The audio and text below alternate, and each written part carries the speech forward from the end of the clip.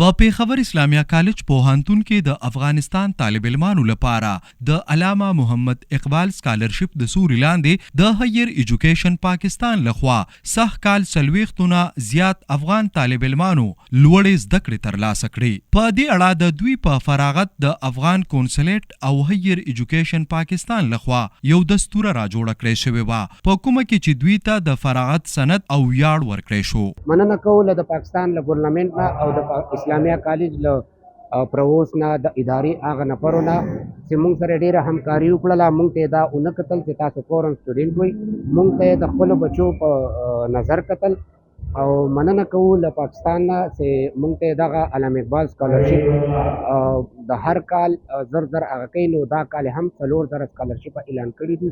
موږ ټولو افغانانو نه هغه نفر چې دغه سکالرشپ ته اپلای کوي دا ډېره ښه موقع ده او دا زموږ دویم کور دی.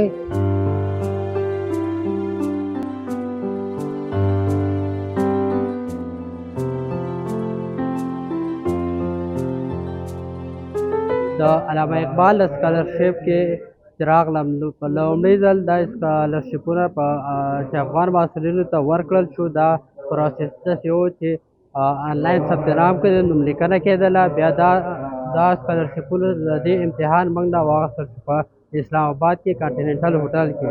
خوشبختانه ځینې محصلین په دغې پروسه کې کامیاب شو او د هغې څخه زه هم یم. زه اسلامیه کالج ته د بی بی اې دپاره کامیاب شوم او خوشبختانه ډېر خوشحاله یم چې نن دا فراغت غونډه ده زموږ او زه خوشحاله یم. په ډېر ویاړ افتخار سره ویلی شم چې اسلامیه کالج کې موږ ښه سبق ویلی، ښه تدریس هم وکړلو او آینده دپاره ډېر خوشبینه یم.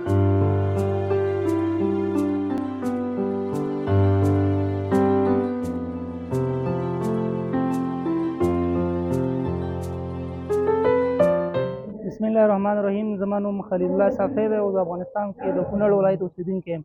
الحمدلله نن ورځ ما خپله بیچلر ډیګري چې دا د پېښور کې د اسلامیه پوهنتون څخه په بي ایس پولیټیکل ساینس کې ترلاسه کړه. زه ډېر خوښ او خوشحاله یم چې زما سره زما ملګرو هم تقریبا 40 ملګرو دغه ډیګري په بېلابېلو پوهنتونو کې ترلاسه کړه. نو زه په دې هکله ټولو ملګرو ته مبارکي هم وایم او په دې بخش کې د پاکستان حکومت نه مننه کوم چې دا فیسیلیټي موږ ته پرووایډ کړه چې راغلو دلته خپل بیچلر ډیګري هم چې دی په پېښور کې ترلاسه کړه. په سکالرشپ فارغ شوي نور زیاوای چې په پوهنتون کې د نورو خلکو په نسبت زموږ سره د کلاس فیلو مرستې ډېرې وي، ځکه چې په افغانستان کې د جنکو په تعلیم د پابندۍ باوجود هم مونږه لوړې زده کړې ترلاسه کولې. پاکستان کې سبق ویل دا یو ډېره ښه موقع وه، ځکه چې ما ته اوس داسې لګي که ما چېرته دې سکالرشپ ته اپلای نه وکړ نو زه به اوس چې کوم دی کور کې ناست یم، ځکه چې 4 ایئرز چې ټول هر څه بند دي نو هېڅ چانس نو.